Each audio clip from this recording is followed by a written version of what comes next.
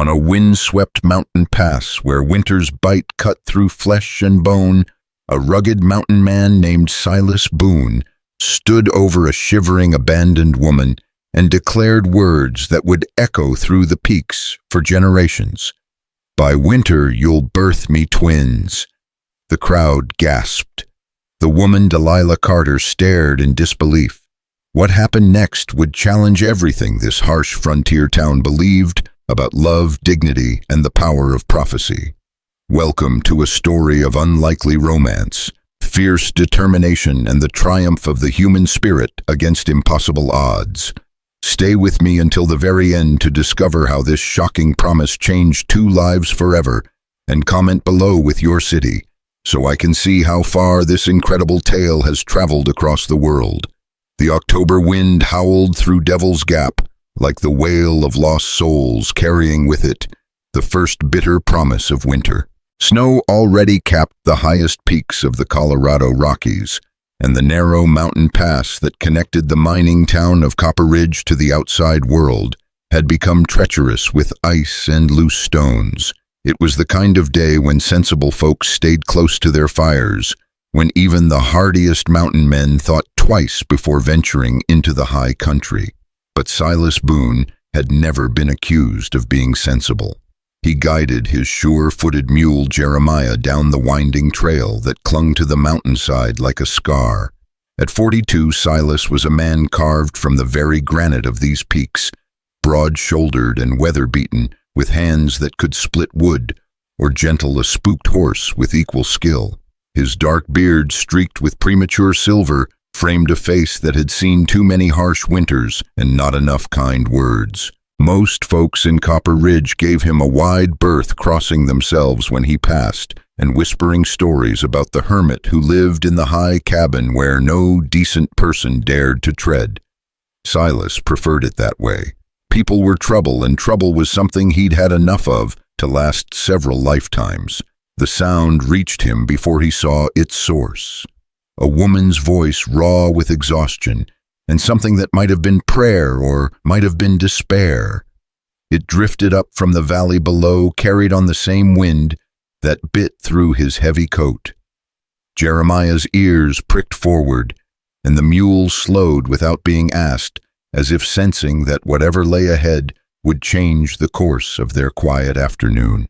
"Lord Jesus, if you're listening," the voice called out, trembling with cold and fear, "I don't ask for much. Just let me live to see another sunrise. Just let me find some shelter before this cold takes me." Silas urged Jeremiah around the next bend, and there in the middle of the rocky trail sat the most pitiful sight he'd encountered in years. A wagon, if the broken-wheeled, canvas-torn contraption could still be called that, lay tilted at a dangerous angle against the mountainside. The single horse that had been pulling it was nowhere to be seen, likely having broken free and fled when the wheel gave way. Scattered around the wreckage were the meager possessions of someone who clearly hadn't had much to begin with: a few tattered books, some cooking pots, and what looked like the remnants of a quilt that had seen better decades. And sitting on a flat rock beside this scene of abandonment was a young woman who looked as though the world had chewed her up and spat her out for good measure. She was a large woman, there was no delicate way to put it, with dark skin that spoke of African ancestry and eyes that held depths of sorrow Silas recognized all too well. Her dress, once probably a respectable brown wool, was now torn and stained with mud, and worse. Her hair, which might have been carefully braided that morning, had come loose and hung in wild tangles around her face. But it was her eyes that stopped Silas, cold brown eyes, that should have been bright with youth, but instead held the weary resignation of someone who had learned not to expect kindness from the world. She looked up at his approach, and Silas saw her shoulders square themselves, as if preparing for another blow. He'd seen that look before on wounded animals who'd been kicked too many times to trust an outstretched hand. "Well, well," came a voice from behind Silas, and he turned to see 3 men on horseback emerging from the pine trees that lined the trail. He recognized them immediately: Bart Hutchins and his 2 cronies, Jake and Samuel Morrison brothers, who shared the same mean streak and the same fondness for causing trouble. They were returning from their weekly trip to Gunnison, where they sold their modest mining claims' meager output and spent the proceeds on whiskey and women in that order. "Looks like we got ourselves a situation here," Bart continued, his voice carrying the false joviality of a man who enjoyed others' misfortune. He was a small man with a rat-like face and eyes that never seemed to look directly at anyone. "What do you suppose happened to this poor, unfortunate soul?" The woman on the rock, Delilah, though Silas didn't know her name yet, said nothing. She simply wrapped her arms around herself and stared at the ground as if she could make herself invisible through sheer force of will. Jake Morrison, the elder of the brothers, spat a stream of tobacco juice that barely missed Delilah's torn skirts. "Wheel broke, most likely, probably overloaded." His eyes raked over Delilah's form with undisguised cruelty. "Can't imagine why." The three men laughed, and the sound echoed off the canyon walls like the cackle of coyotes.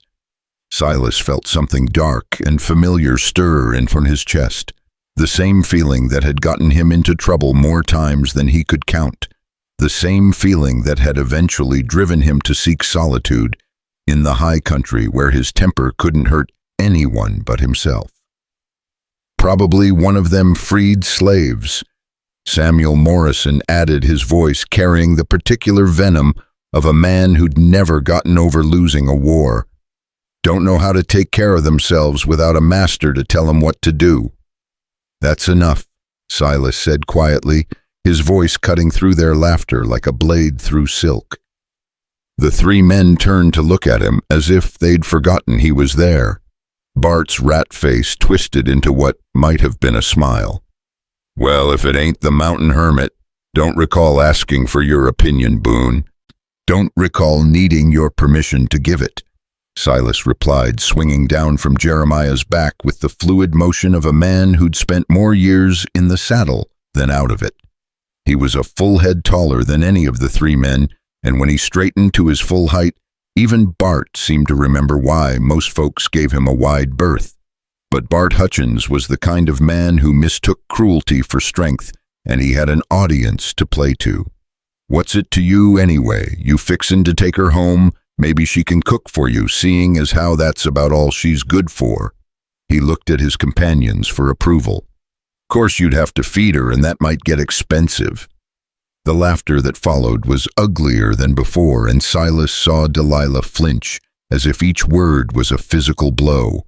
Her hands clenched into fists in her lap, and he caught a glimpse of something fierce and proud in her eyes before she looked away again. "I said that's enough." Silas's voice had dropped to barely above a whisper, but something in his tone made all three men shift uncomfortably in their saddles. Jake Morrison, emboldened by his brother's presence, decided to push further. "What you gonna do about it, mountain man? She ain't your concern. Hell, she ain't nobody's concern now. Probably got throwed out by whatever family was fool enough to take her in. Can't blame 'em, really. Look at her, fat as a prize sow and twice as useless."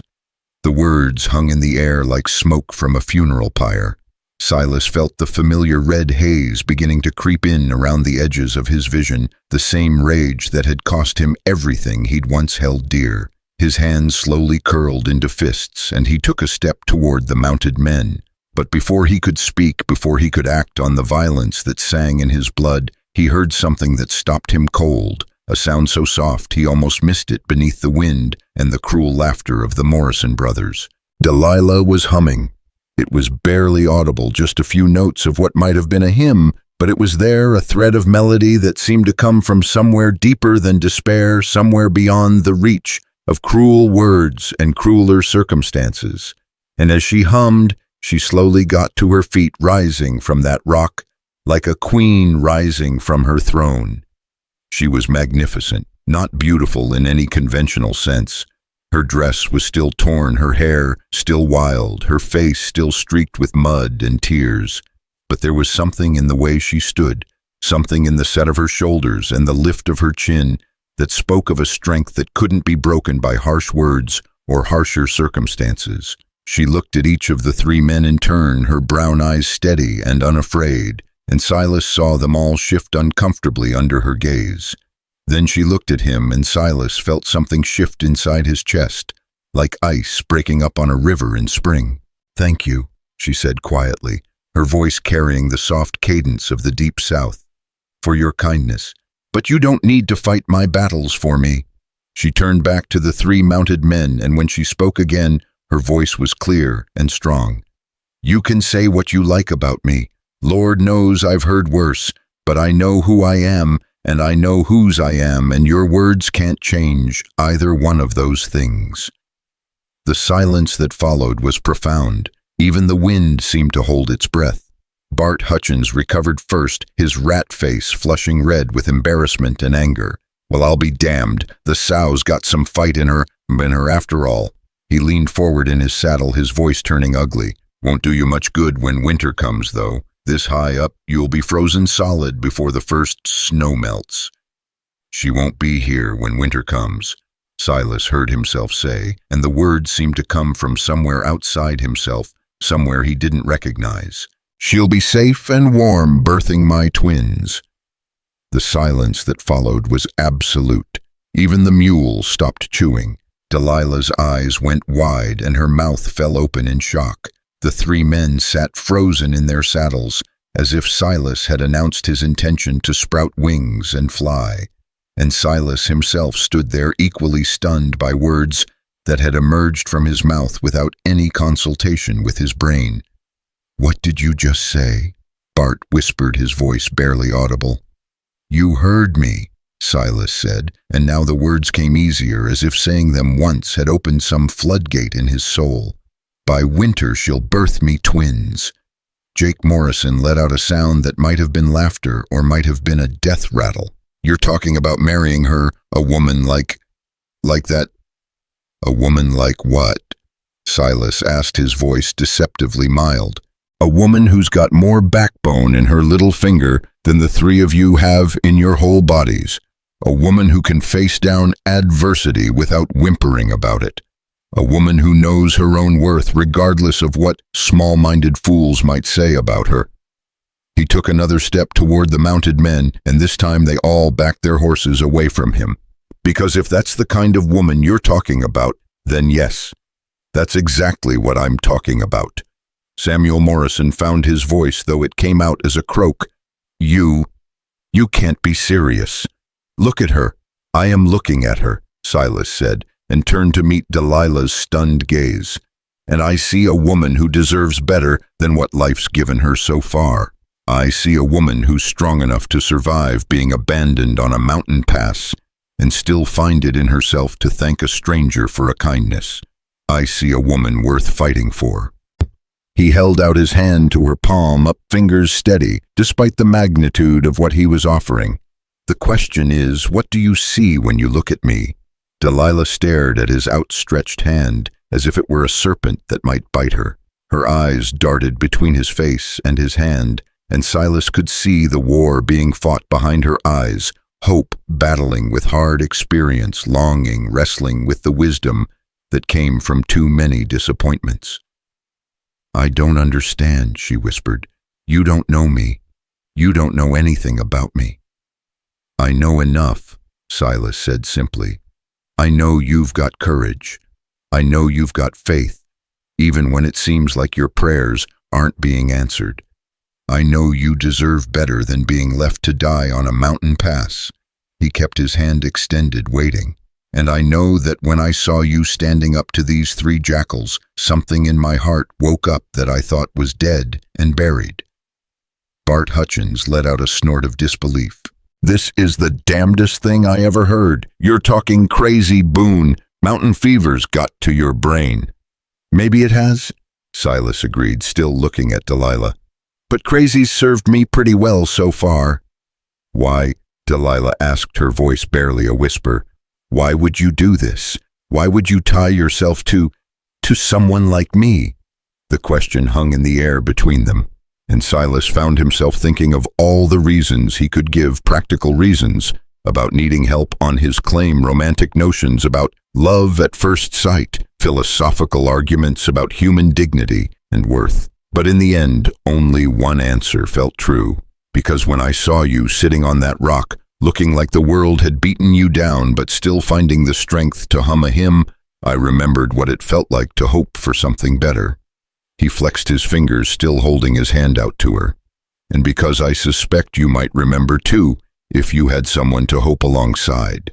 Tears were streaming down Delilah's face now, cutting clean tracks through the mud and grime. You don't know what you're asking. You don't know what people will say, how they'll treat you, how they'll treat us. Let them talk, Silas said. I've been the subject of gossip before. Survived it, then I'll survive it now. But twins, she asked, a sob catching in her throat. You said twins, how could you possibly know? Silas smiled then, the first genuine smile to cross his face in longer than he could remember. Call it faith, call it foolishness, call it whatever you want, but I know what I know, and I know what I saw when I looked at you. The question is, do you have enough faith to take a chance on a broken-down mountain man with more scars than sense? Behind them, the three men sat in stunned silence, as if they were watching a play whose script they couldn't understand. The wind continued to howl through the pass, and somewhere in the distance a hawk cried out against the gathering dusk. Delilah looked at Silas's outstretched hand one more time, then up at his face. Whatever she saw there seemed to satisfy some question in her own heart, because she slowly, carefully placed her hand in his. Delilah, she said quietly. My name is Delilah Carter. Silas Boone, he replied, closing his fingers gently around hers. And I'm very pleased to make your acquaintance, Miss Carter. The moment their hands touched, something passed between them, some recognition that went deeper than words or circumstances or the practical concerns of two strangers on a mountain pass. It was as if two pieces of a puzzle that had been searching for each other across vast distances had finally clicked into place. This is insane, Jake Morrison muttered, but his voice lacked conviction now. You can't just... People don't just... People do all kinds of things, Silas said without looking away from Delilah. They survive wagon crashes and broken wheels. They offer help to strangers. They take chances on impossible promises. He squeezed Delilah's hand gently. They choose to believe in tomorrow, even when today looks pretty damn bleak. What about her things? Samuel Morrison asked, gesturing weakly at the scattered possessions around the broken wagon. We'll take what we can, Silas said. Leave the rest. Sometimes you have to travel light to get where you're going. He released Delilah's hand long enough to gather up her few salvageable belongings, the books, the cooking pots, what remained of the quilt. Everything fit easily into his saddlebags, and the pack tied behind Jeremiah's saddle, a whole life reduced to what could be carried by one man and one mule. You'll ride with me, he told Delilah, offering her his hand again. Jeremiah's used to carrying two. I'm too heavy, she protested. I'll break your mule's back. Jeremiah's carried ore loads twice your weight up steeper trails than this, Silas assured her. Besides, it's not that far to my cabin. Hour, maybe two, if we take it slow. The three men watched in fascination as Silas helped Delilah mount behind him on the mule. She settled herself carefully, as if afraid her very presence might cause some catastrophe, but Jeremiah just snorted and stamped, once eager to be moving again, now that the delay was over. This won't end well, Bart Hutchins called out as they prepared to leave. Mark my words, Boone, this kind of thing, it ain't natural, it ain't right. Silas turned in the saddle to look back at him, and when he spoke, his voice carried across the canyon like a promise and a warning rolled into one. By winter she'll birth me twins, he said again, the words ringing with absolute certainty. You can take that to the bank or take it to hell, makes no difference to me. But come spring, when you see me in town with my wife and my children, you'll remember this day. You'll remember that sometimes the impossible happens to people brave enough to believe in it. He clicked his tongue, and Jeremiah began the long climb toward the high country, carrying two souls who had found in each other something neither had dared to hope for just an hour before. As they climbed higher, Delilah's arms tightened around Silas's waist, and he felt her relax against his back. The wind still howled through the peaks, but it no longer sounded like the wail of lost souls. Instead, it sounded like the song of something beginning, something wild and wonderful and utterly unpredictable. Silas. Delilah's voice was soft against his ear, barely audible over the wind and the sound of Jeremiah's hooves on stone. Yes, thank you for seeing something in me worth saving. Silas was quiet for a long moment, considering his words carefully. When he finally spoke, his voice was rough with emotions he'd kept buried for too many years to count. Thank you for letting me remember what it feels like to be the kind of man worth saving someone for. Behind them, the broken wagon grew smaller and smaller, until it disappeared entirely, swallowed by the gathering shadows of evening. And ahead of them, somewhere in the high country where the air was thin and the silence was deep, a cabin waited to become a home. The cabin appeared through the pine trees like something from a half-remembered dream, its weathered log walls rising from a small clearing as if they had grown from the mountain itself. Smoke curled from the stone chimney, and warm yellow light spilled from the single window, cutting through the gathering dusk like a beacon of hope in the wilderness. Delilah had grown quiet during the long ride up the winding trail, her arms wrapped securely around Silas's waist as Jeremiah picked his way carefully over loose stones and fallen logs. The higher they climbed, the thinner the air became, and with it the weight of what she had agreed to seemed to settle more heavily on her shoulders. What did she truly know about this man who had appeared like an avenging angel on the mountain pass? What did he know about her beyond a moment's glimpse of her character under the worst possible circumstances? As Silas helped her down from the mule, her legs trembled, whether from the cold mountain air or from nerves she couldn't say. The cabin looked smaller than she had expected, built for one person's solitary existence, rather than two people learning to share a life. The porch sagged slightly on one side, and she could see where the chinking between the logs needed repair before winter set in earnest. "It's not much," Silas said quietly, following her gaze. "But it's warm and dry, and the roof doesn't leak more than a little." He gathered her few possessions from the saddlebags, handling them with the same care he might show precious china. "We can fix whatever needs fixing, make it into whatever we need it to be." The door opened with a creak that spoke of long solitude, and Delilah followed him into a space that was sparse but clean. A stone fireplace dominated one wall, its hearth large enough to heat the entire single room. A rough-hewn table stood near the window, flanked by one chair that had clearly been crafted by Silas's own hands. In the far corner, a narrow bed was covered with heavy quilts and furs, while shelves along the walls held the basic necessities of mountain life: canned goods, coffee, ammunition, and a few well-worn books. "There's a lean-to out back where I keep Jeremiah and the chickens," Silas explained, moving to stir up the fire. "Root cellars dug into the hillside stays cool even in summer. Stream runs year-round about 50 yards down the slope." He paused suddenly, seeming uncertain. "I know it's not what you're probably used to." "It's perfect," Delilah said, and meant it.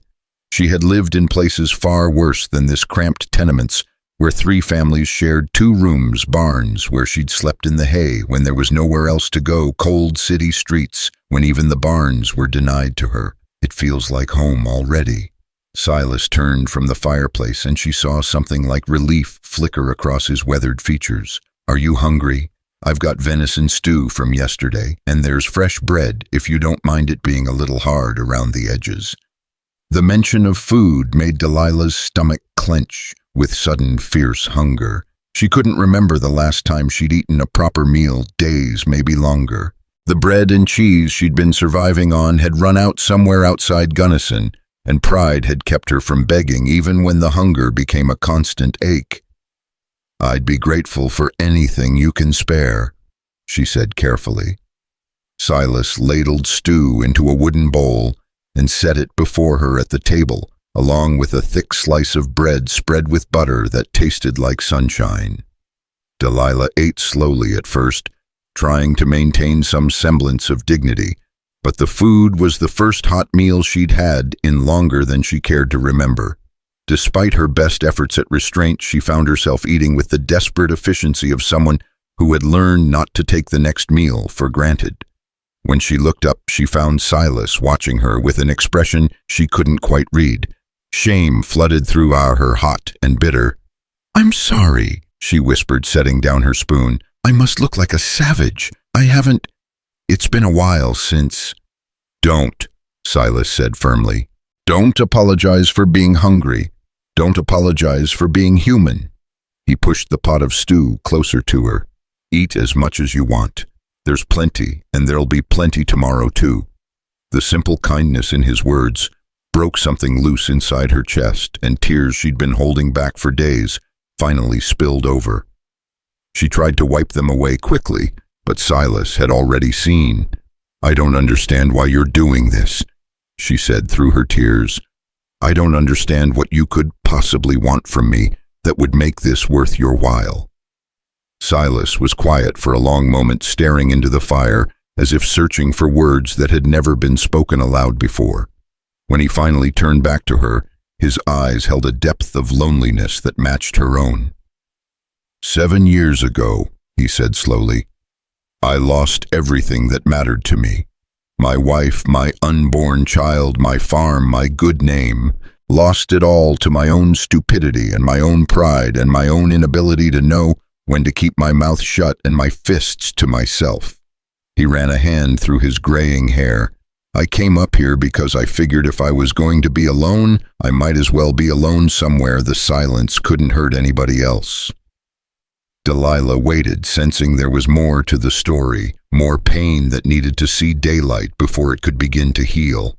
"But today, when I saw you on that rock, humming that hymn, like you still believed in something good despite everything the world had thrown at you," he shook his head, "it reminded me that there might still be something in me worth salvaging, something that could be useful to someone other than just me." "And the twins?" Delilah asked softly. "Why did you say that about twins?" Silas smiled, and for the first time since she'd met him, the expression reached his eyes. "My grandmother was Cherokee. She used to say that sometimes the spirits show us things that haven't happened yet, especially when those things are important enough to change the course of a life." He met her gaze steadily. "When I looked at you today, I saw something. Maybe it was just wishful thinking, or maybe it was something more, but either way, it felt true enough to say out loud." The fire popped and hissed, sending sparks up the chimney, and outside the wind continued its eternal conversation with the pines. Delilah finished her stew in thoughtful silence, trying to process the magnitude of the day's events. This morning she had been alone on a broken wagon, certain she would die on the mountain pass. Tonight she was sitting in a warm cabin beside a man who claimed to see her future written in her face. "Where will I sleep?" she asked finally, the practical question emerging from her swirling thoughts. "You'll take the bed," Silas said without hesitation. "I'll make a pallet by the fire. Done it plenty of times when the weather's been bad enough." "I can't take your bed," Delilah protested. "This is your home, your space. I'm the intruder here." "You're not an intruder," Silas said firmly.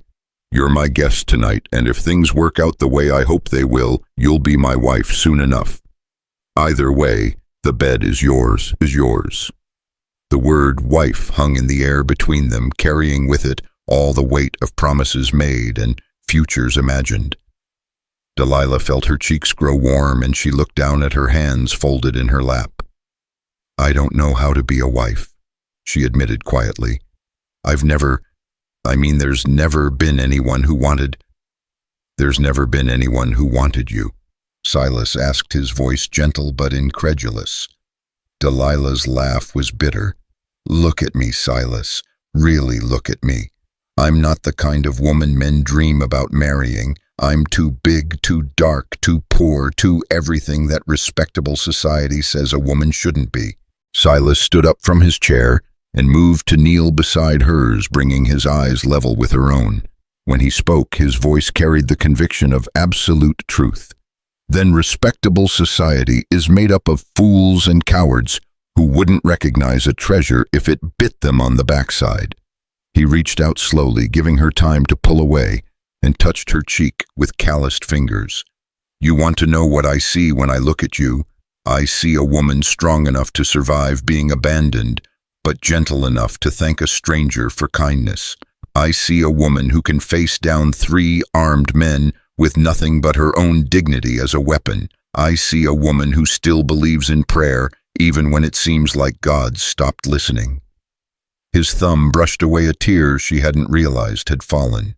I see a woman beautiful enough to make a broken-down mountain hermit remember what it feels like to hope for something more than just getting through another day. Delilah searched his face for any sign of deception, any hint that his words were born of pity rather than genuine feeling, but his eyes held nothing but sincerity and something else she was afraid to name. I'm scared, she whispered. Good, Silas said. I'm terrified. If we weren't scared, it would mean we didn't understand how important this could be. He stood up, then giving her space to breathe, space to think. You don't have to decide anything tonight. You don't have to be anything but warm and safe and fed. Tomorrow we can talk about what comes next, what you want, what you need. But tonight you're home. That's enough for now. Home.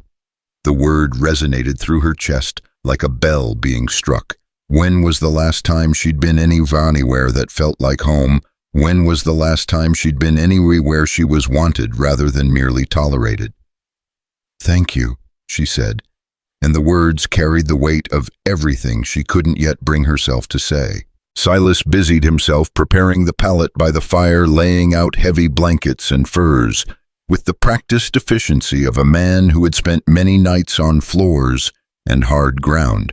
He moved quietly, respecting the silence that had settled between them, but Delilah found herself watching the way his hands worked, the careful attention he paid to making his makeshift bed as comfortable as possible. When he had finished, he straightened and cleared his throat awkwardly.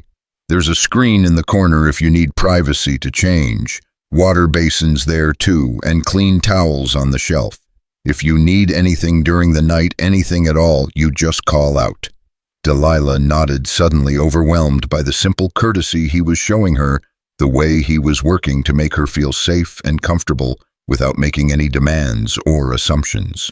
It was a kindness she had rarely experienced, and it made her throat tight with emotion. Silas, she called softly, as he settled onto his makeshift bed.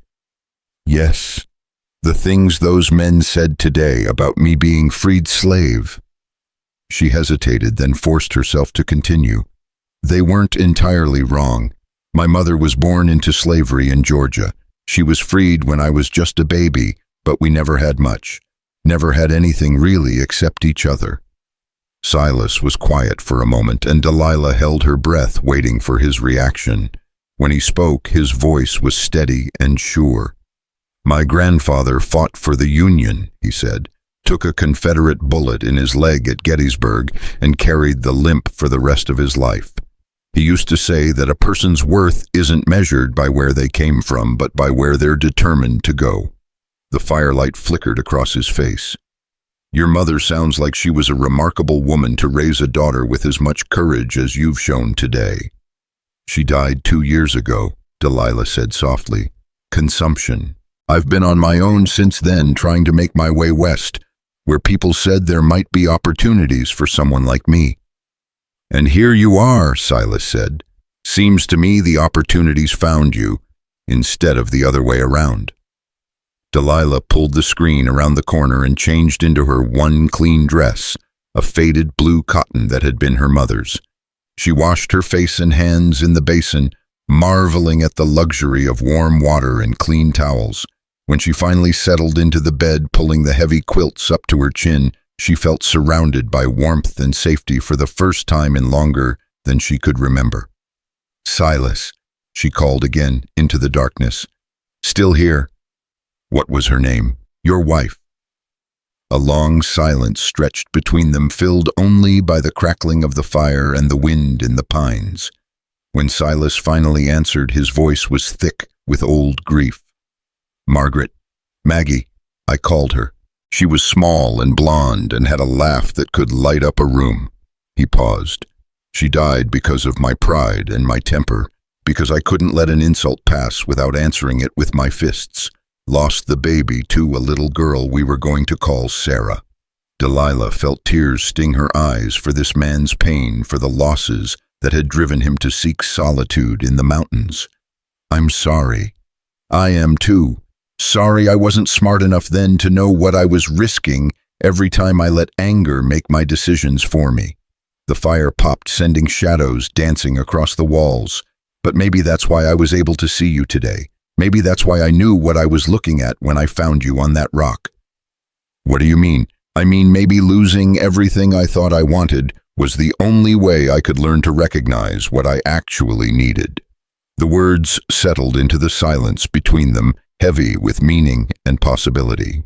Delilah lay in the darkness, staring up at the rough ceiling beams, trying to process the enormity of what had happened to her in the space of a single day. This morning she had been nobody, a woman without prospects, without family, without hope. Tonight she was lying in the bed of a man who claimed to see her future in her face, who spoke to her as if she mattered, as if she had value beyond anything she had ever dared to imagine for herself. Silas, when you looked at me today and said that about twins, did you really see something, or were you just trying to shock those men into leaving me alone? Another long pause, then a soft chuckle from the direction of the fireplace. Honest answer, I don't know. Could have been a vision, could have been wishful thinking, could have been pure desperation to say something that would shut them up and get them moving along. The blankets rustled as he shifted position. But I'll tell you this much, the moment I said it, it felt true. Felt like something that was always meant to happen, just waiting for the right time and the right people to make it real. And if it doesn't happen, if there are no twins, no babies at all, then we'll figure out what comes next when we get there, Silas said simply. But I've got a feeling about you, Delilah Carter, a feeling that says you and I were going to surprise ourselves with what we're capable of building together. Outside, an owl called from somewhere in the darkness, its voice lonely and wild. But inside the cabin, surrounded by warmth and the promise of tomorrow, Delilah felt something she had almost forgotten existed, the possibility that her story was just beginning rather than ending, that the worst day of her life might have been the doorway to the best days yet to come. She closed her eyes and let herself drift toward sleep, and for the first time in years her dreams were filled with hope instead of fear. The first light of dawn was creeping through the cabin's single window when Delilah woke to the sound of movement in the main room. She lay still for a moment, disoriented by the unfamiliar surroundings, before the events of the previous day came flooding back. The broken wagon, the cruel words of those men, Silas's unexpected declaration, the long ride up the mountain to this sanctuary of warmth and kindness. She could hear him moving quietly around the cabin, trying not to wake her, the soft sounds of someone who was accustomed to solitary mornings but was now sharing his space with another. The smell of coffee and bacon drifted through the air, making her stomach rumble with anticipation. "Morning," Silas called softly when he heard her stirring. "Coffee's ready if you want some." Delilah dressed quickly behind the screen and emerged to find him standing at the stove, his back turned to her as he tended to breakfast. In the morning light streaming through the window, the cabin looked different, not larger exactly, but somehow more full of possibility. She could see where improvements might be made, where her own touches might transform this bachelor's retreat into something more like a true home. "How did you sleep?" Silas asked, turning to hand her a cup of coffee that steamed in the cool morning air. "Better than I have in months," she admitted, wrapping her hands around the warm ceramic. "Thank you. Bacon and eggs all right for breakfast. I've got flapjacks too, if you prefer." The casual domesticity of the question struck her as almost surreal. Yesterday she had been dying on a mountain pass. Today she was being asked about breakfast preferences, as if she belonged here, as if her presence was not just tolerated, but welcomed. "Whatever you're having is fine," she said, settling into the single chair at the table. "I'm not used to having choices." Silas glanced at her over his shoulder, and she saw something flicker in his eyes. Understanding, perhaps, or recognition of the kind of life that made a person grateful for any kindness, no matter how small. "Well, you've got choices now," he said simply. "Might take some getting used to, but you've got them." They ate breakfast in companionable silence, the morning light growing stronger and painting the mountains visible through the window in shades of gold and purple.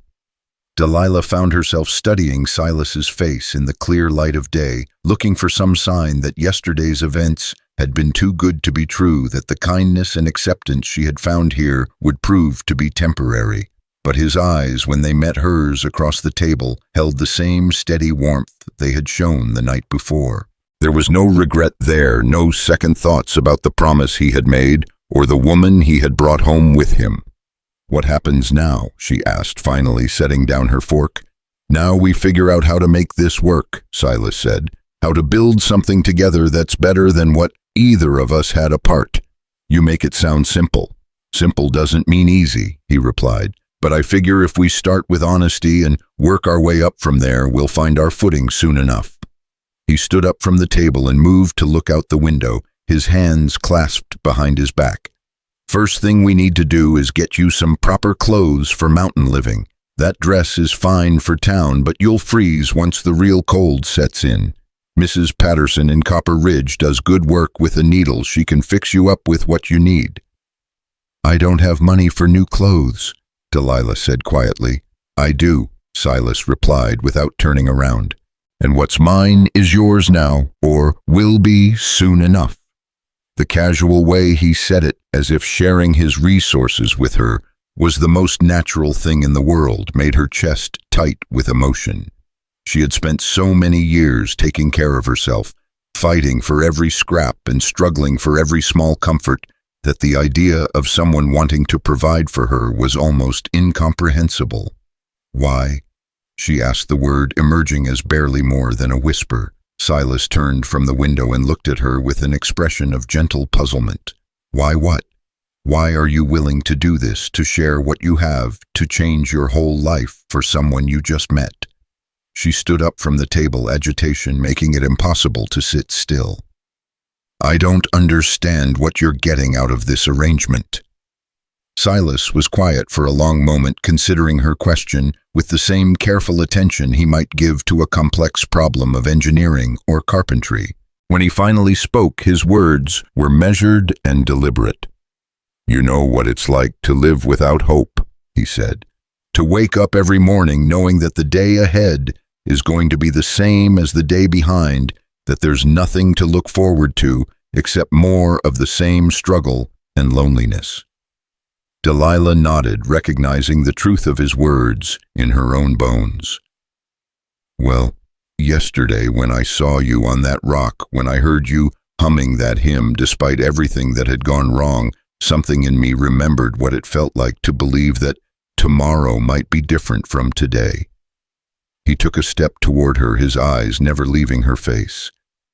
"You want to know what I'm getting out of this?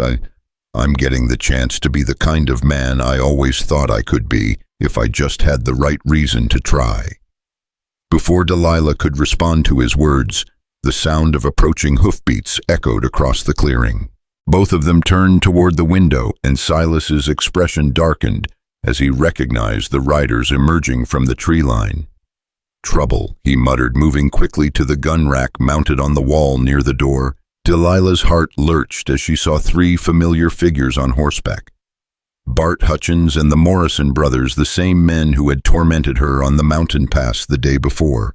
But they weren't alone this time. Behind them rode two more men she didn't recognize, and all of them wore the hard expressions of people who had come looking for a fight.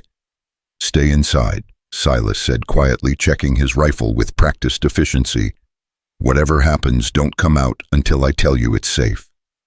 "Silas, please," Delilah whispered, fear making her voice shake. "Don't do anything that might get you hurt. I'm not worth—" "Don't." He cut her off sharply, his eyes flashing.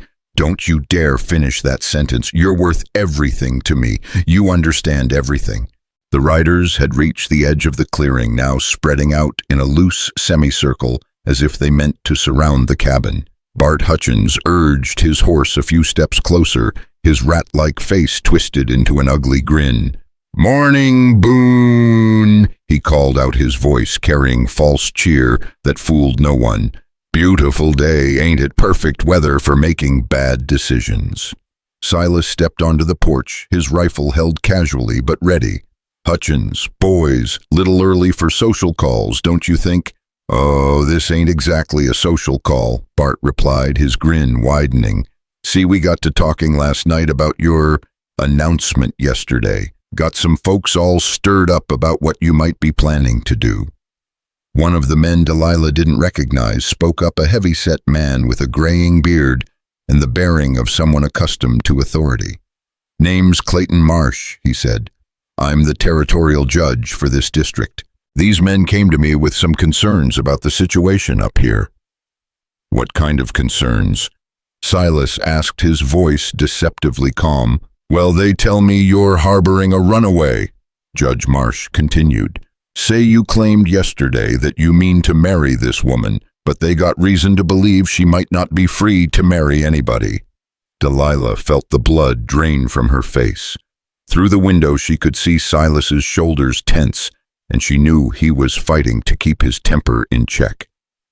"I don't know what kind of lies these men have been filling your head with, Judge," Silas said carefully, "but the woman in my cabin is free as any person in this territory. She's got papers to prove it if need be." "That's just the thing," the fifth man spoke up, a tall, thin man with cold eyes and an expensive suit that looked out of place in the mountain wilderness. "I'm Horace Rusk, and I've got reason to believe otherwise." The name hit Delilah like a physical blow. Horace Rusk. She had heard that name whispered in fearful tones by other freed slaves. Stories of a man who made his fortune tracking down runaways and dragging them back to bondage through legal technicalities and forged documents. He was known throughout the territory as a man who could make freedom disappear with the stroke of a pen.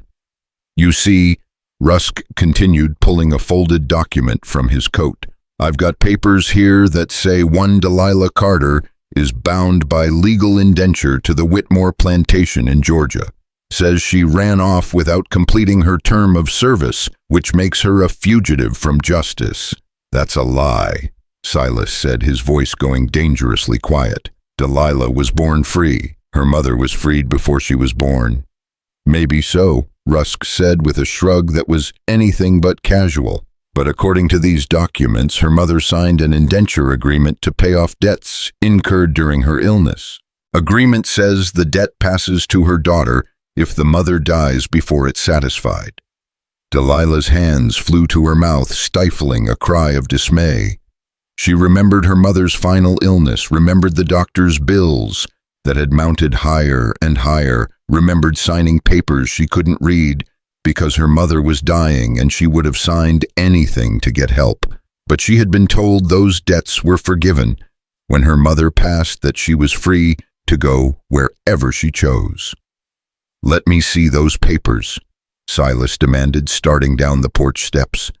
"I'm afraid I can't do that," Judge Marsh interrupted. "Mr. Rusk has presented his case to the territorial court, and the documents appear to be in order. The law is clear. If this woman is bound by legal indenture, she must be returned to fulfill her obligations." "And if she's married," Silas asked, "what then?" Rusk's smile was cold as winter wind. "Well, that would complicate things, wouldn't it?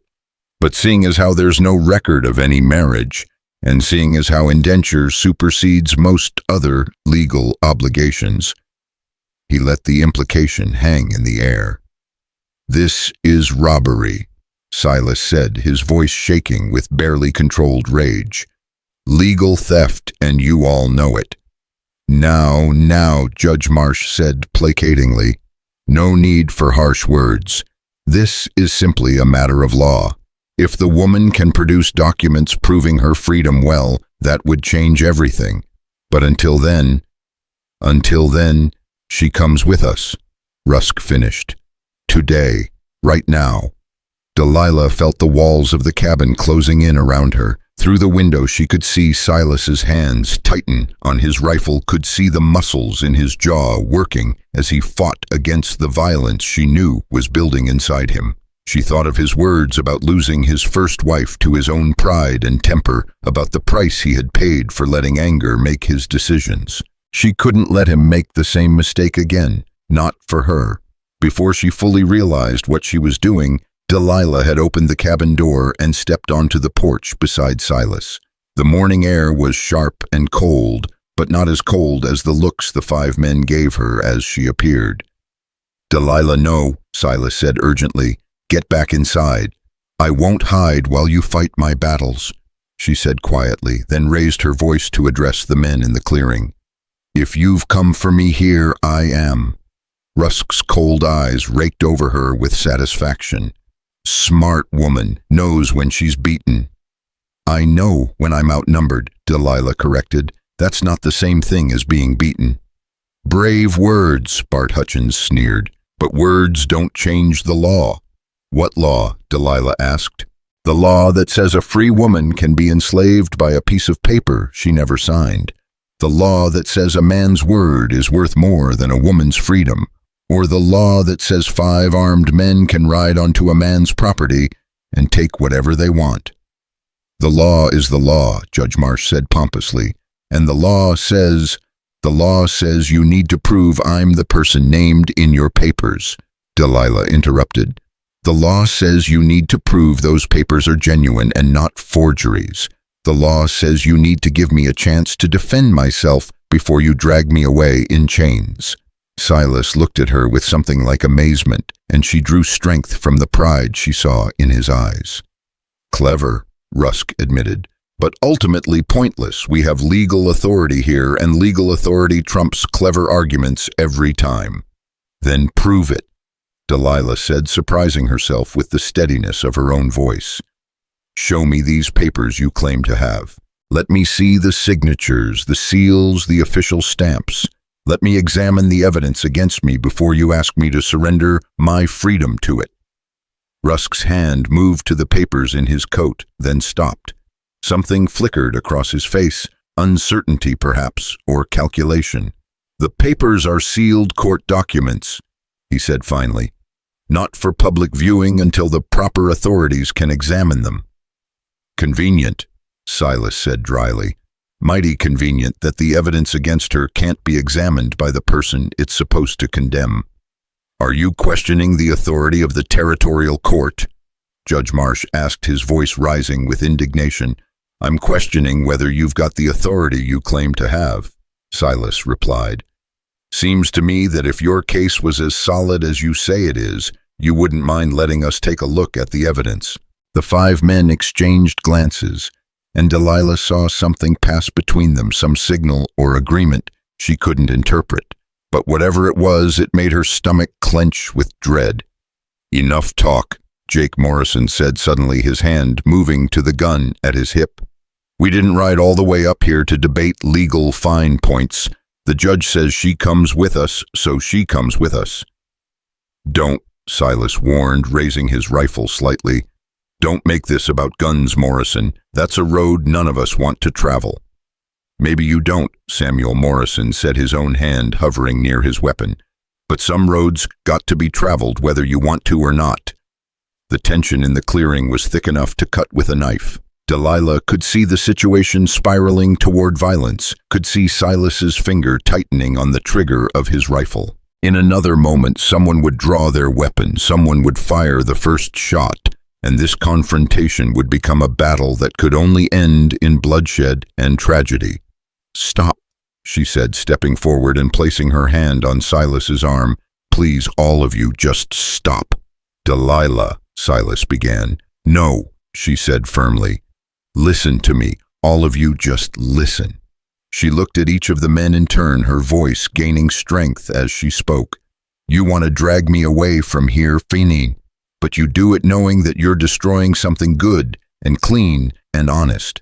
You do it knowing that you're taking a woman who has found happiness and safety and love, and you're throwing her back into bondage for the sake of money and power.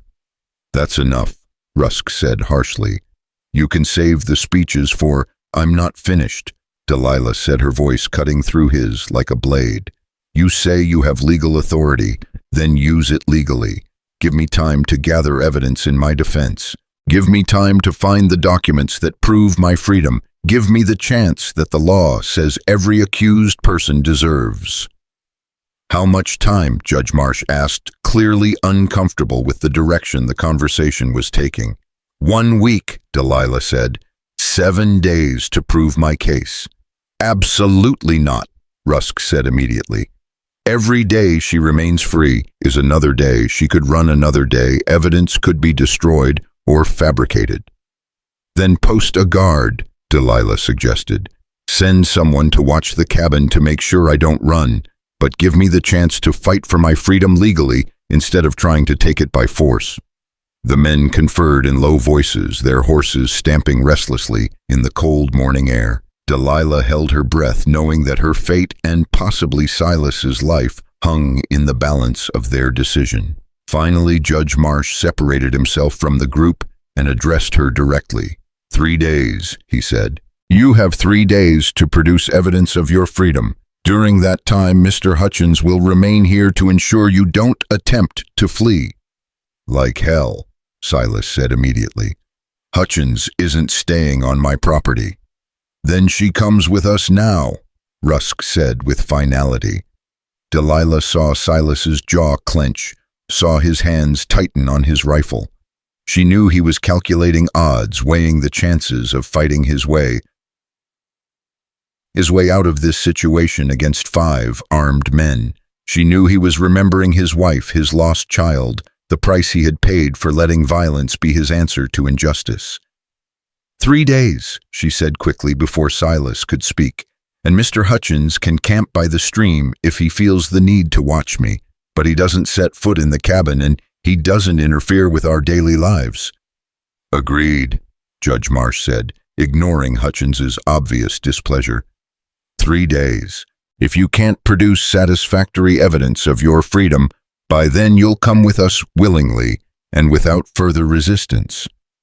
And if I can prove my freedom, then you'll be free to marry this mountain man or do whatever else you choose, the judge replied. You have my word. It wasn't much of a promise, Delilah knew. The word of a man who had already shown himself willing to bend the law to suit powerful interests wasn't worth the breath it took to speak it. But it was time, 3 precious days to find some way out of this trap. 3 days to prove that her mother's sacrifice hadn't been in vain, that the freedom she had died believing she had given her daughter was real and lasting. Done, she said, extending her hand toward the judge. Judge Marsh looked surprised by the gesture, but after a moment's hesitation, he leaned down from his saddle to shake her hand. His grip was soft and damp, the handshake of a man who had never done an honest day's physical labor in his life. 3 days, Miss Carter, he said. Use them wisely. The group began to break up with Judge Marsh and Rusk, heading back down the mountain trail. The Morrison brothers lingered for a moment, clearly disappointed that the confrontation hadn't escalated to violence before following their companions toward town. Bart Hutchins, however, dismounted from his horse and began unpacking supplies from his saddlebags, making it clear that he intended to make good on his promise to keep watch. He chose a spot near the stream where he had a clear view of the cabin, but was far enough away to avoid immediate conflict with Silas. Well, Silas said grimly, watching Hutchins set up his makeshift camp. That bought us some time, but not much. 3 days, Delilah said, trying to keep the despair out of her voice. 3 days to prove something I'm not even sure I can prove. We'll find a way, Silas said with more confidence than he felt. There's got to be something, some record, some document, some proof that you're free." Delilah shook her head sadly. "My mother burned all her papers when she got sick. Said she didn't want me burdened with reminders of slavery, even the papers that proved her freedom. I tried to tell her we might need them someday, but she was so sick, so afraid that someone would use them against us." Silas was quiet for a moment, thinking hard. "What about church records, birth certificates, marriage licenses? If your parents were married, there's got to be something official somewhere that proves you were born free." "Maybe," Delilah said, but her voice held little hope. "Most of the churches that kept records of slave births and freedoms were burned during the war, and even if they weren't, how would we get to them in 3 days? Georgia is 1,000 miles from here." They stood on the porch in the cold morning air, watching Bart Hutchins arrange his supplies and settle in for what was clearly going to be a long vigil.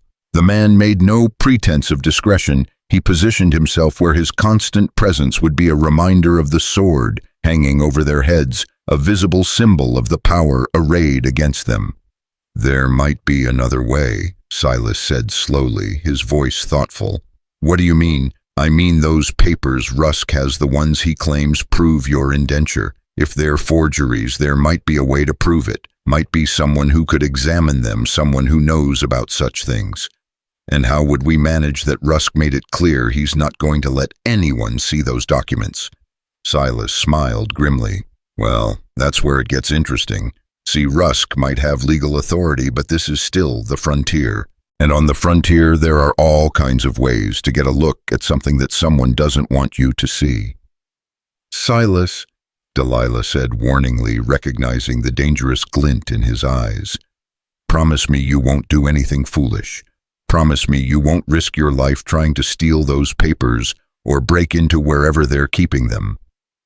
"I'm not promising anything except that I'm going to use every minute of these 3 days to find a way to keep you free," Silas replied.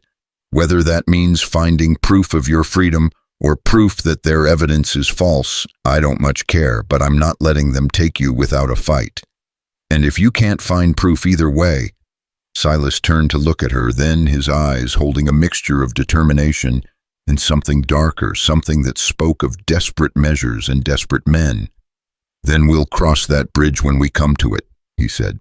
"But Delilah, I want you to understand something. What I said yesterday about seeing twins in your future, that wasn't just some romantic notion or clever way to shut up those men. I meant it. I saw it.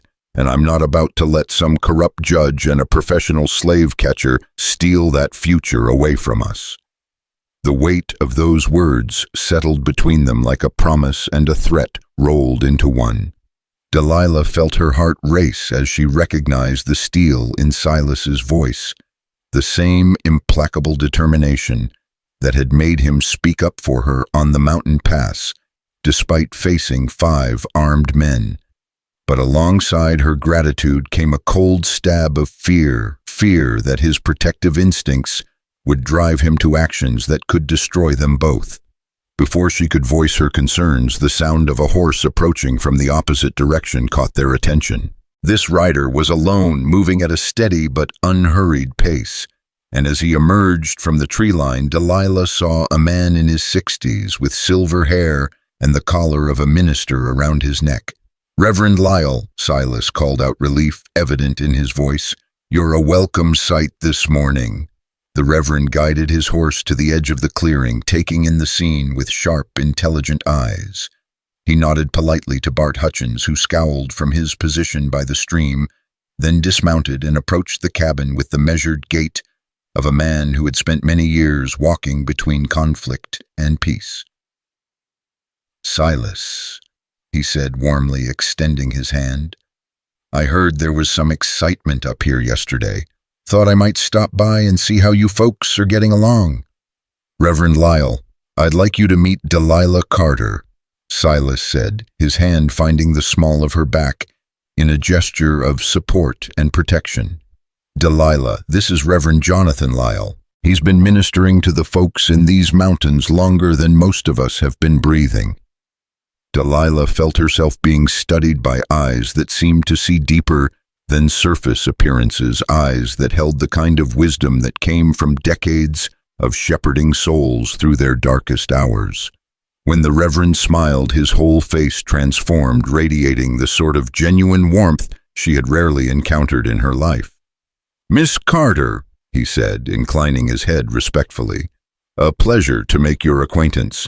I trust Silas has been treating you with proper Christian hospitality." "More than proper," Delilah replied, finding herself relaxing slightly under his gentle manner. "He saved my life yesterday." "Did he now?" Reverend Lyle's eyebrows rose with interest.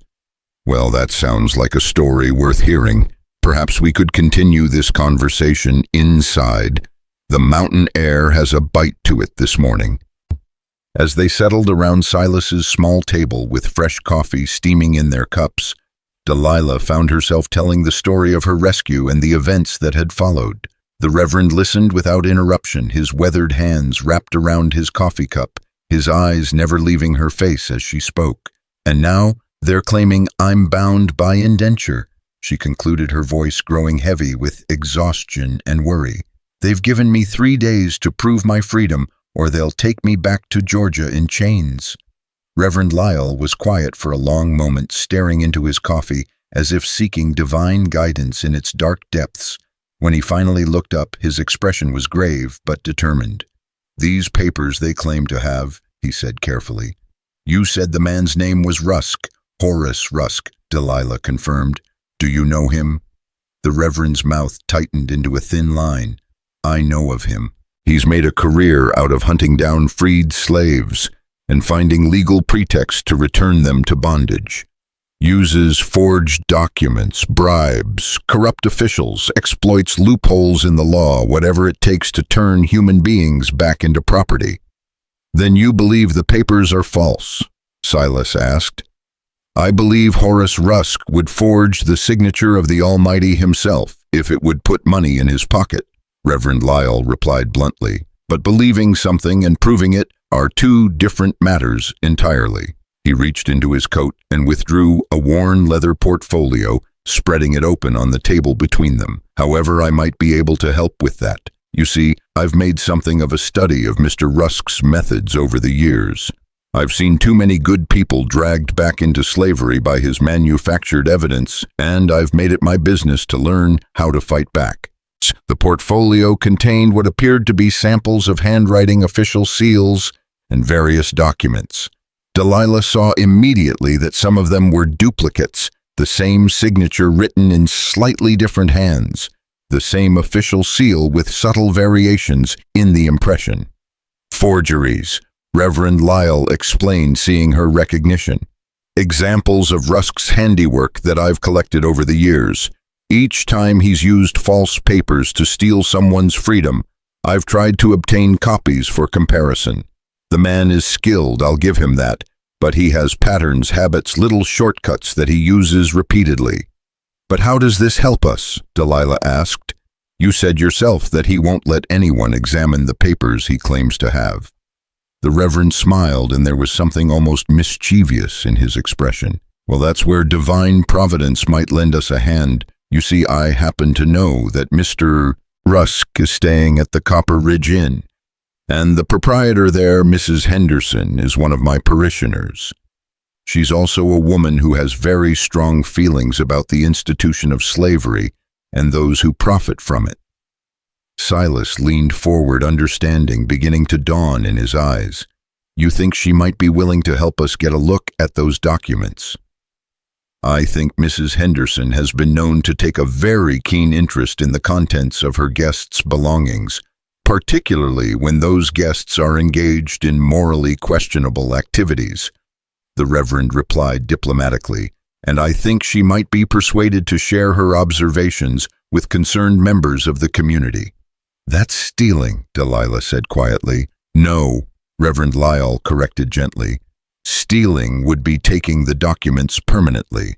What I'm suggesting is more in the nature of scholarly examination, a brief review to determine their authenticity, followed by their immediate return to their owner's possession." And if we can prove their forgeries, then we expose Rusk for what he is, a criminal who profits from human misery. We present our evidence to Judge Marsh and demand that he dismiss the charges against you." The Reverend's eyes hardened. "And if Judge Marsh refuses to see reason, we take our case to the territorial governor.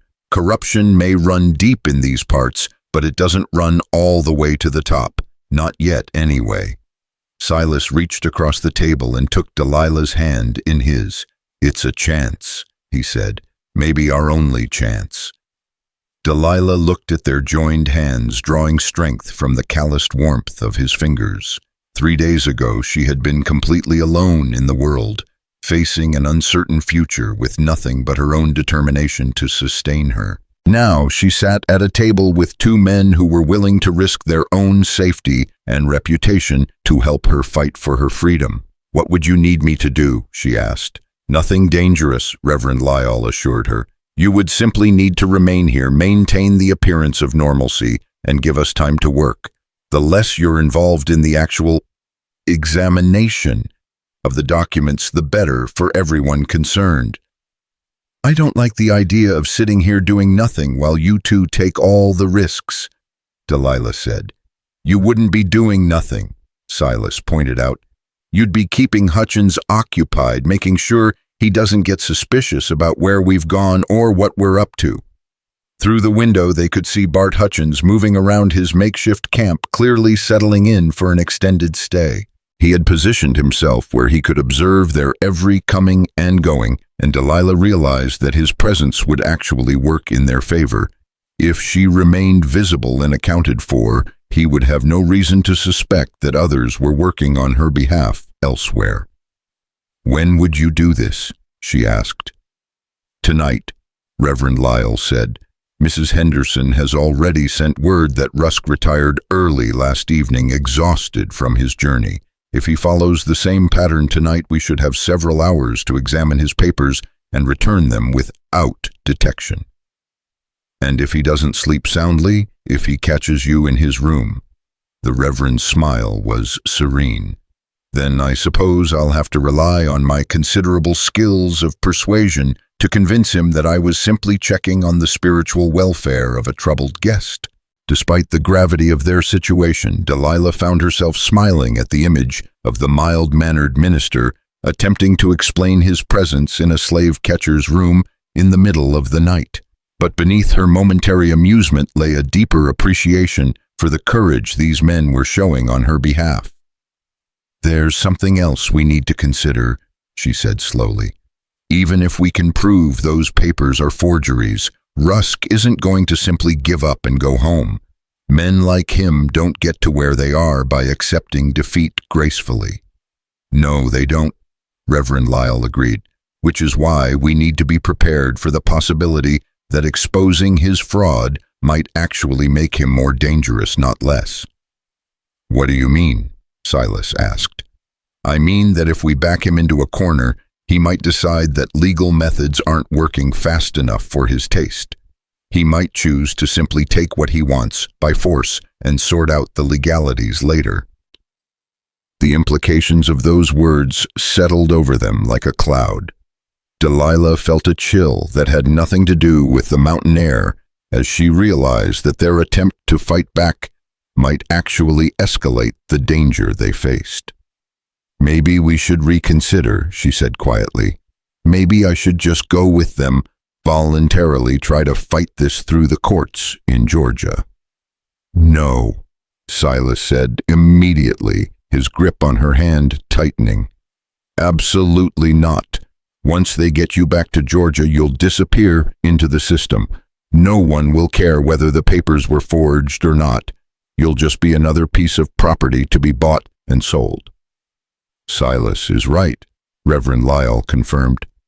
"Your only chance is to fight this here now while you still have people willing to stand up for you. Once you're back in the Deep South, you'll be completely at their mercy. But if fighting back puts you both in danger, then that's a risk we're willing to take," Silas interrupted. "Delilah, you saved my life yesterday just as surely as I saved yours. You gave me something to hope for, something to fight for, You think I'm going to let you sacrifice yourself now to protect me from a little danger?" Reverend Lyle nodded approvingly. "Besides, we're not talking about rushing into this blind.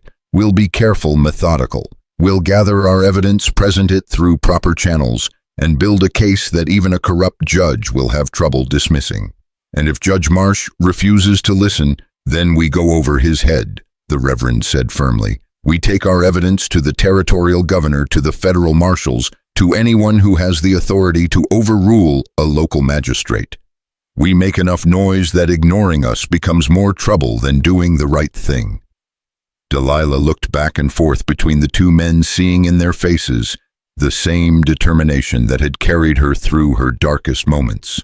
She thought of her mother, who had died believing she had given her daughter the gift of freedom. She thought of all the other people who might be saved if Rusk's methods could be exposed and his power broken. "All right," she said finally. "We try it your way, but I want your word, both of you, that if this goes wrong, if it looks like you're going to be seriously hurt or killed, you'll stop. You'll let me go with them rather than see innocent people suffer for my sake." "That's not going to happen," Silas said. "Promise me anyway." Silas looked as if he wanted to argue further, but something in her expression stopped him. "I promise that I won't let pride or anger cloud my judgment," he said finally. "I promise that I'll think before I act, that I won't let my need to protect you put you in even greater danger." It wasn't exactly the promise she had asked for, but it was close enough. She turned to Reverend Lyle, who nodded solemnly. "You have my word as well, child. We'll be smart about this, not reckless." As if summoned by their conversation, a shout from outside interrupted their planning. Through the window they could see Bart Hutchins on his feet, pointing excitedly down the mountain trail. In the distance, a cloud of dust marked the approach of more riders. "Now what?" Silas muttered, moving to the window for a better look. As the riders drew closer, Delilah counted 6 men on horseback, all of them armed and moving with the purposeful efficiency of a military patrol. At their head rode a figure she recognized. With a sinking heart, Horace Rusk had returned, and he had brought reinforcements. "Seems like our time for planning just got cut short," Reverend Lyle observed grimly. The riders pulled up at the edge of the clearing, and Rusk dismounted with the casual confidence of a man who held all the winning cards. The 5 men with him remained mounted, their hands resting conspicuously near their weapons as they surveyed the cabin and its occupants.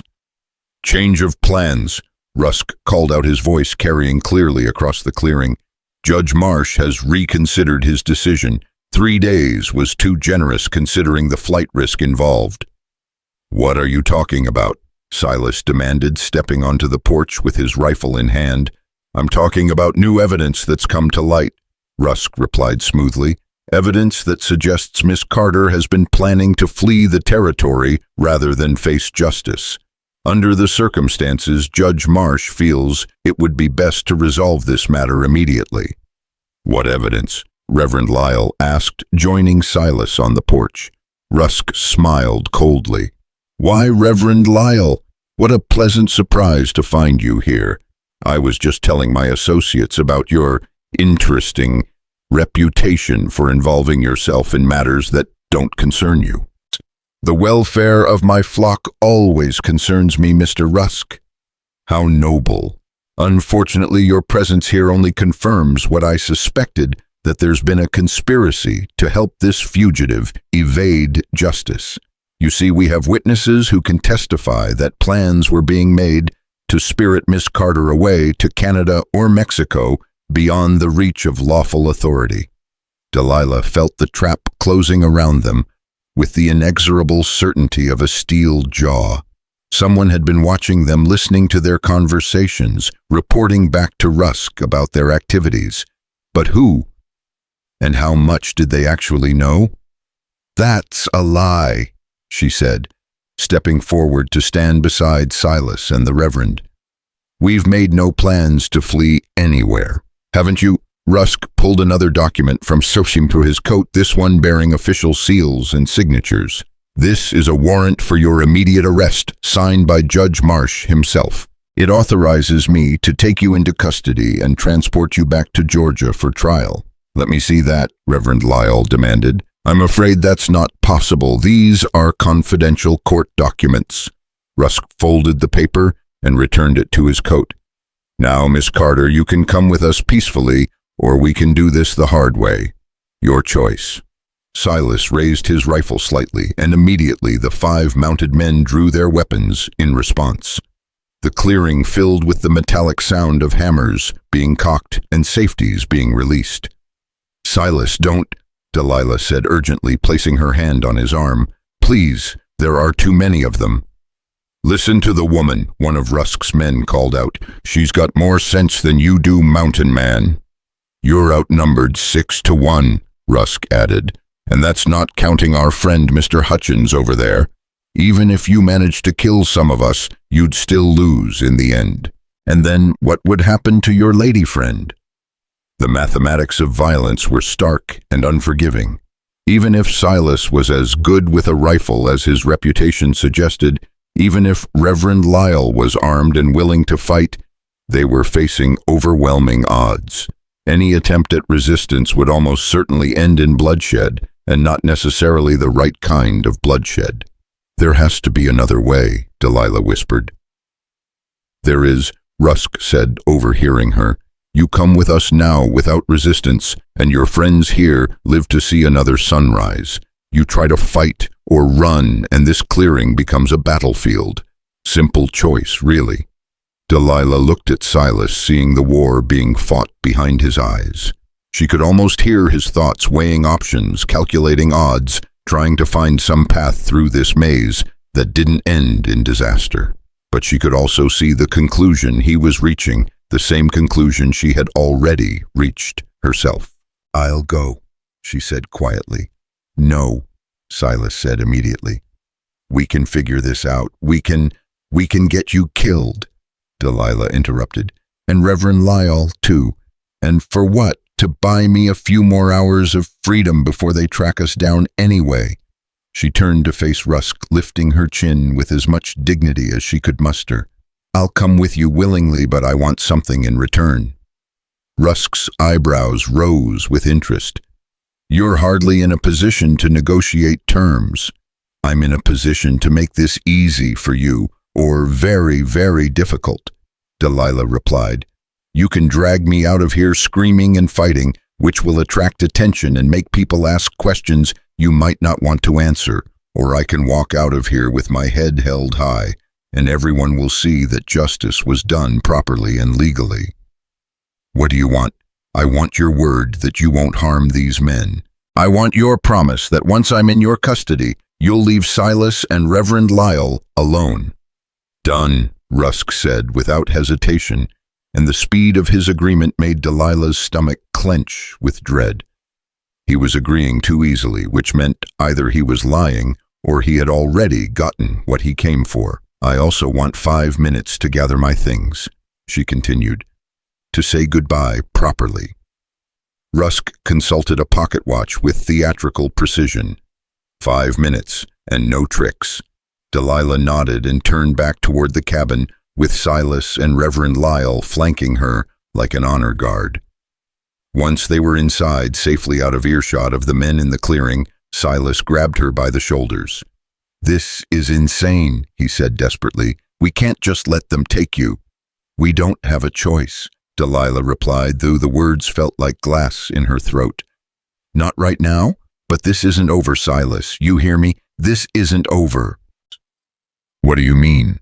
Delilah glanced toward the window, making sure Rusk and his men couldn't see them, then pulled Silas closer. I mean, that man is too confident, too sure of himself. He's made a mistake somewhere, and when he does, you and Reverend Lyle need to be ready to take advantage of it. What kind of mistake? I don't know yet, but men like Rusk, they get careless when they think they've won. They cut corners, they get sloppy, they leave evidence lying around. She looked at both men intently. Promise me you won't give up. Promise me you'll keep looking for a way to prove those papers are forged. Delilah, Reverend Lyle began. Promise me, she insisted. Both of you, swear to me that you won't let them win. I swear it, Silas said, his voice thick with emotion. I swear I'll find a way to bring you home. As do I, Reverend Lyle added solemnly. You have my word before God. Delilah nodded, then quickly gathered her few possessions into a small bundle. As she moved around the cabin, she tried to memorize every detail. The rough-hewn table where she had shared her first real meal in months. The window that looked out over the mountains. The bed where she had slept safely for the first time in longer than she could remember. Time's up, Rusk called from outside. Delilah turned to face Silas one last time, drinking in the sight of his weathered face, his kind eyes, the strength that radiated from him, like heat from a forge. Then, before she could lose her courage, she stood on her tiptoes and kissed him, a brief, desperate kiss that tasted of coffee and hope and promises that might never be kept. By winter, you'll birth me twins, Silas whispered against her lips, repeating the words that had started this whole impossible journey. I'll hold you to that, Delilah whispered back. Then she was walking toward the door, toward the men waiting to take her freedom away, toward an uncertain future that held more darkness than light.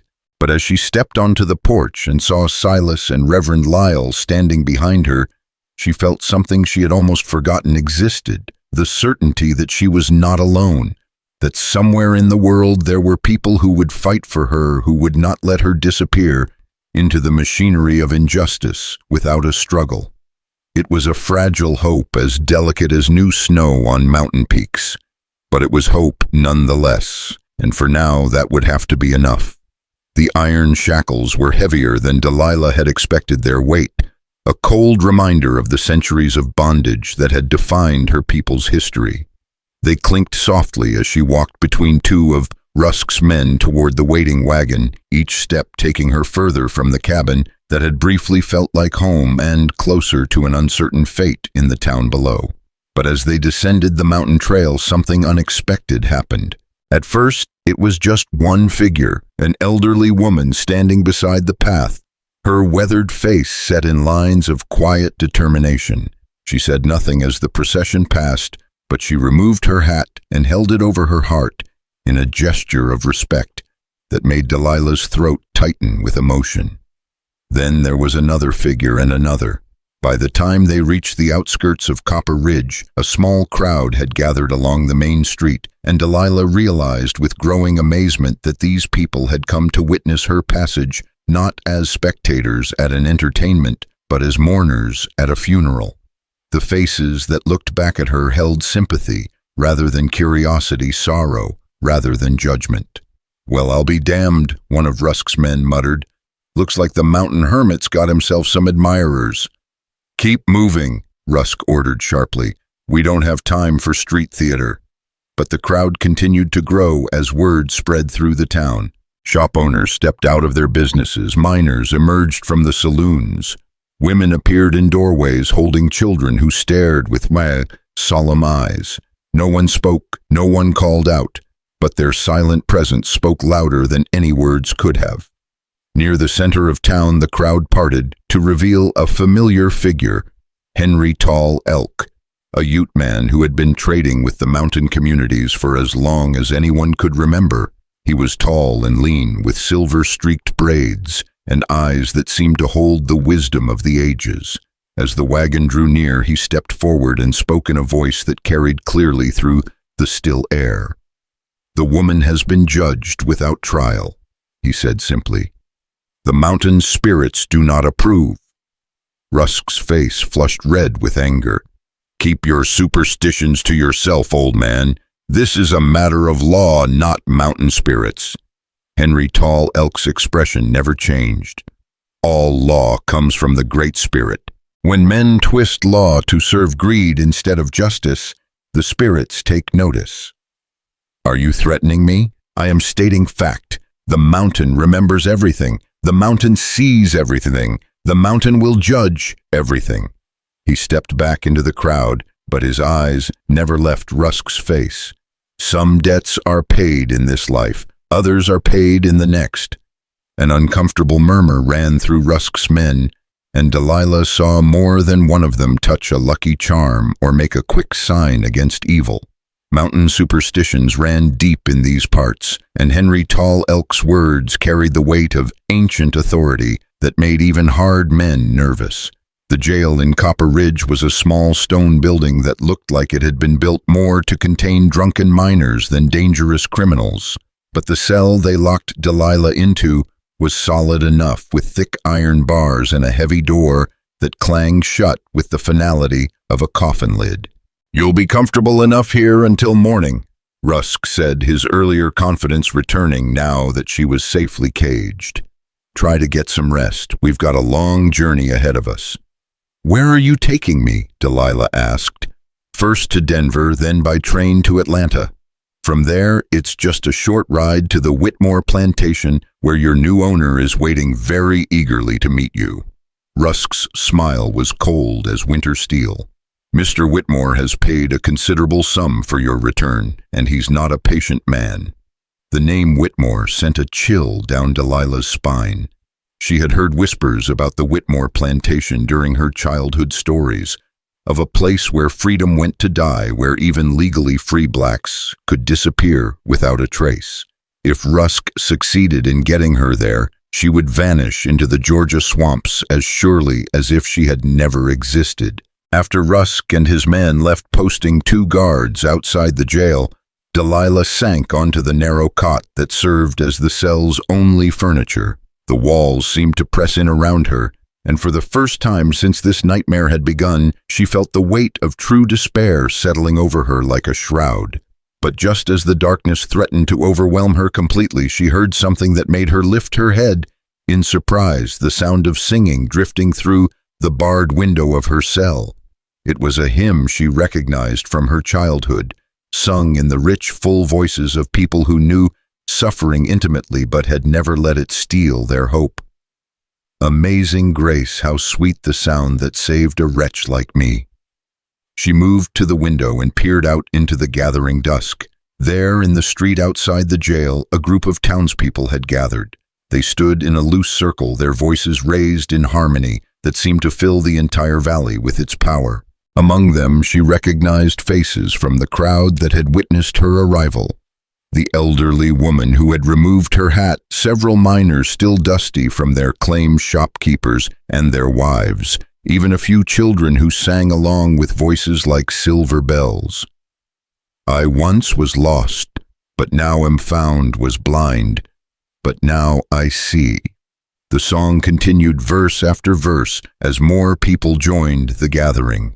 Word seemed to spread through the town like wildfire, and soon the street was filled with nearly every resident of Copper Ridge.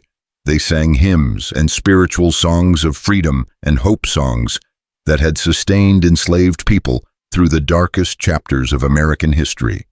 From her cell window, Delilah could see Rusk and his men watching from the hotel across the street, their faces twisted with frustration and anger. This wasn't what they had expected. They had thought they could spirit her away quietly, without interference from the local population. Instead, they found themselves surrounded by a community that had clearly chosen sides. "Shut them up," she heard Rusk shout to one of his men. "Go out there and disperse that crowd." But when the man emerged from the hotel and approached the singers, something remarkable happened. The crowd simply opened to let him pass, then closed again behind him, never missing a beat of their song. He found himself standing in the middle of the circle, surrounded by voices that seemed to come from every direction at once, with no obvious leader to confront and no clear way to stop what was happening. He retreated back to the hotel, and Delilah saw him shaking his head as he reported to Rusk. Whatever the slave catcher had paid his men, it apparently wasn't enough to make them want to take on an entire town full of determined singers. The vigil continued through the night. People took turns, some leaving to tend to family obligations, while others arrived to take their place. But the singing never stopped, and neither did the circle of light cast by their lanterns and torches. Delilah found herself drawing strength from their voices, letting their faith and determination seep into her own soul like water into dry ground. Sometime near midnight, she heard a soft tapping on the back wall of her cell. She moved closer to investigate and heard a familiar voice, calling her name in barely more than a whisper. "Delilah, are you there?" "Reverend Lyall," she called back softly. "Yes, child. I'm here with some friends. Are you hurt? Are you all right?" "I'm fine," she whispered back. "But they're planning to take me to Georgia in the morning, to some place called the Whitmore Plantation." There was a moment of silence, then the Reverend's voice came back thick with concern. "Listen to me carefully, Delilah. We've been working since they took you away. We found something that might change everything." Her heart leaped with hope. "What did you find?" "Henry Tall Elk remembered something about your mother. He said she used to trade at his post when you were just a baby, and he kept records of all his transactions. Turns out she sold him a Bible, a family Bible with records going back 3 generations. Delilah's breath caught in her throat. She remembered that Bible, remembered her mother reading from it on Sunday mornings and tracing the family names written in its margins, but she had thought it was lost. When they fled Georgia, another piece of her heritage, consumed by the chaos of war and Reconstruction. "The Bible contains your mother's freedom papers," Reverend Lyall continued, "not copies, the originals sewn into the binding for safekeeping. It also has your birth certificate proving you were born free in Tennessee, not Georgia." "But how does that help us?" "Rusk won't listen to evidence that contradicts his story. He might not have a choice. You see, Henry also remembered who witnessed your mother's manumission. It was a federal judge named Samuel Morrison, the father of those 2 brothers who were with Hutchins yesterday. Judge Morrison is still alive, living in Denver, and he's agreed to testify on your behalf." Delilah felt tears of relief streaming down her face. After all these years, all this uncertainty, the proof of her freedom had been waiting in Henry Tall Elk's trading post, preserved by a man who understood the value of keeping careful records. "There's more," the Reverend continued. "Silas examined those papers Rusk has been waving around, and they're forgeries, but very good ones. Good enough that it took someone with experience to spot the problems. The signatures are wrong. The dates don't match up with historical records, and the seals are from the wrong jurisdiction entirely." "How did Silas get a look at the papers?" "Let's just say that Mrs. Henderson has very nimble fingers and a strong sense of justice," Reverend Lyall replied with a chuckle. "Rusk still doesn't know his documents have been examined, which gives us a significant advantage." Hope was flooding through Delilah's chest, like sunlight after a storm, but with it came a nagging worry.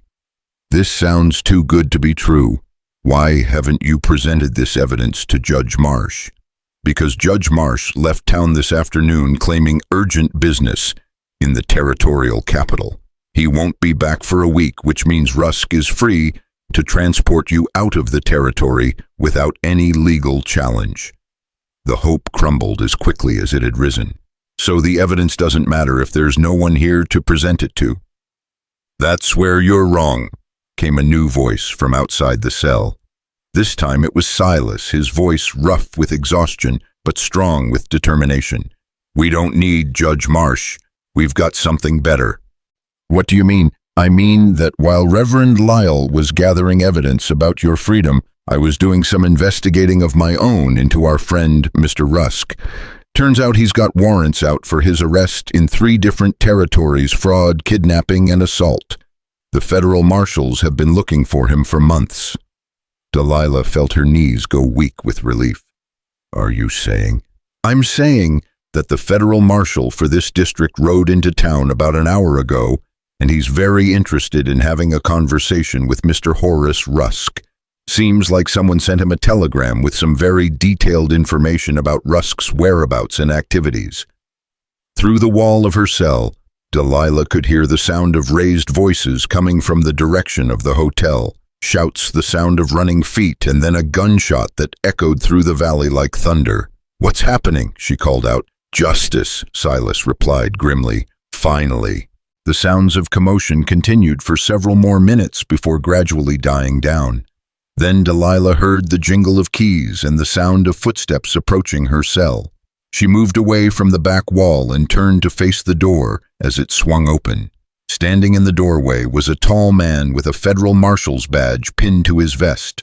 Behind him were Silas and Reverend Lyle, both grinning like schoolboys who had just pulled off the prank of the century.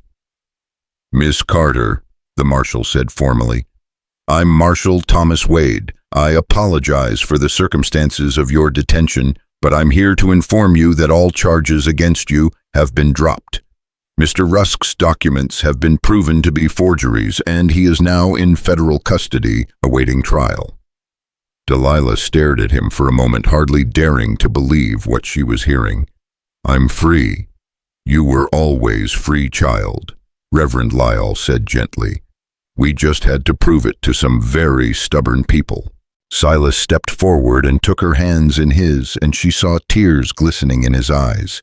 "It's over, Delilah. It's finally over."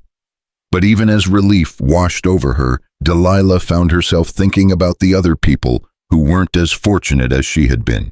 The other victims of men like Rusk, who had no one to fight for them, no evidence to prove their freedom, no community to stand vigil through the dark hours of injustice.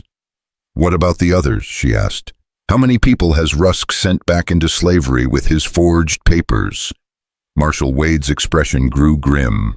"That's something we're going to find out. His arrest has opened up a whole investigation into corruption in the territorial courts. A lot of powerful people are going to be answering some very uncomfortable questions in the coming weeks." As they walked out of the jail together, Delilah was amazed to see that the crowd of singers was still there, their voices raised in a jubilant hymn of thanksgiving. When they saw her emerge, a cheer went up that seemed to shake the very mountains themselves. Henry Tall Elk approached them, carrying a worn leather Bible that Delilah recognized with a start of emotion. "This belongs to you," he said, simply placing it in her hands. "Your mother trusted me to keep it safe until you needed it. I think that time has come." Delilah opened the Bible with trembling fingers and found the pages where her family's history was recorded in her mother's careful handwriting. There were the freedom papers exactly as Reverend Lyle had described, along with her own birth certificate and a marriage license showing that her parents had been legally wed in Tennessee before her birth. "She knew," Delilah whispered, touching the faded ink with reverent fingers.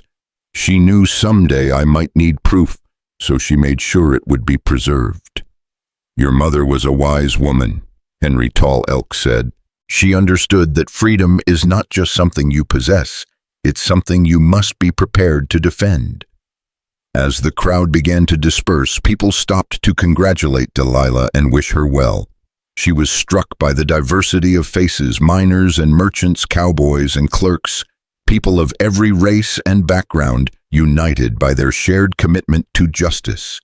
This was the America her mother had dreamed of when she fled the plantation with a baby in her arms, the America where a person's worth was measured by their character rather than their circumstances. "So what happens now?" Silas asked, as they walked slowly through the town, neither of them eager to break the spell of this perfect moment. "Now we go home," Delilah said, then caught herself. "I mean, if that's still what you want. I know this whole situation has been—" Silas stopped walking and turned to face her, his hands cupping her face with infinite tenderness. "Delilah Carter, are you seriously asking me if I still want to marry you after everything we've been through together? I just thought, with all the trouble I've brought into your life—" "You haven't brought trouble into my life," Silas said firmly. "You've brought meaning, you've brought purpose, you've brought joy and hope and the promise of something better than anything I ever dared to imagine for myself." He dropped to one knee, right there in the middle of the street, pulling a simple gold ring from his pocket. "I know I already asked you once under circumstances that weren't exactly romantic, but I'm asking you again properly this time. Delilah Carter, will you marry me? Will you help me build a life together in that cabin in the mountains? Will you trust me with your heart and your future and whatever children God sees fit to bless us with?" Through her tears, Delilah saw the faces of the townspeople gathering around them, their expressions soft with emotion, as they witnessed this moment of pure happiness born from such recent darkness. "Yes," she whispered, then louder, "Yes, Silas Boone, I'll marry you." The cheer that went up from the crowd was even louder than the one that had greeted her release from jail. Silas slipped the ring onto her finger and stood to kiss her, and Delilah felt as if her heart might burst from the sheer, overwhelming joy of it all. Reverend Lyle stepped forward with a broad smile. "Well, if you two are ready, I'd be honored to perform the ceremony right here, right now. Seems to me this town has seen enough sorrow tonight time for a celebration." And so, under the light of 1,000 stars and surrounded by a community that had stood by them in their darkest hour, Delilah Carter became Delilah Boone. The ceremony was simple but perfect, with Henry Tall Elk serving as witness and the entire population of Copper Ridge serving as congregation. When it was over and the last congratulations had been offered, Silas and Delilah began the long ride back up the mountain to their cabin. The trail that had seemed so treacherous just days before now felt like a path to paradise, each step taking them closer to their new life together. "By winter you'll birth me twins," Silas said, as they rode through the moonlit forest, his voice full of wonder at his own prophetic words. "That's a mighty specific prediction," Delilah replied, settling more comfortably against his back. "What makes you so certain?" "Call it faith," Silas said. "Call it hope.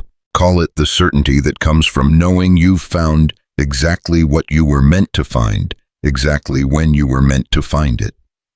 As if summoned by his words, a gentle snow began to fall, the first snow of the approaching winter. The flakes drifted down through the pine boughs, like benedictions covering the mountain in a blanket of pristine white that seemed to promise new beginnings and fresh starts.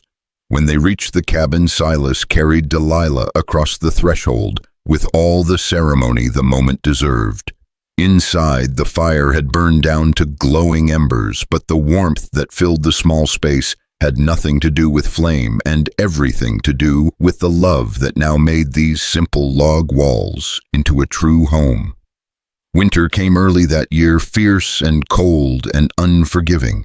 But inside the cabin on the mountainside, two souls who had found each other against all odds built a life together that was rich with love and laughter and the quiet joy of shared purpose. They read together by firelight, worked side by side to prepare for the coming seasons, and planned for the future with the confidence of people who had already survived the worst that life could throw at them. And when the snows grew deep and the nights grew long, when the mountain was wrapped in the profound silence that only winter could bring, Delilah felt the first stirrings of new life within her womb. Twins, just as Silas had predicted, two hearts beating in rhythm with her own two lives that would be born into freedom and raised in love. On a night when the wind howled like a living thing around the cabin walls, when the fire burned bright and warm against the gathering storm, Delilah looked at her husband's weathered face in the flickering light and knew with absolute certainty that every moment of struggle, every tear shed, every fear faced had been worth it to arrive at this perfect moment of peace and contentment. The prophecy had been fulfilled just as Silas had known it would be. By winter she had indeed birthed him twins, two beautiful children who would grow up free and loved and surrounded by a community that had proven itself willing to fight for justice when justice was needed most. And in the years that followed, when people in the valley told the story of the mountain man and the woman he had saved, they always ended it the same way. Sometimes the most impossible dreams are the ones most worth believing in, and sometimes the greatest love stories begin with the simplest acts of human kindness. The mountain remembered everything just as Henry Tall Elk had said. And what it remembered most clearly was the winter when hope triumphed over despair, when love conquered fear, and when two people who had every reason to give up instead chose to believe in tomorrow.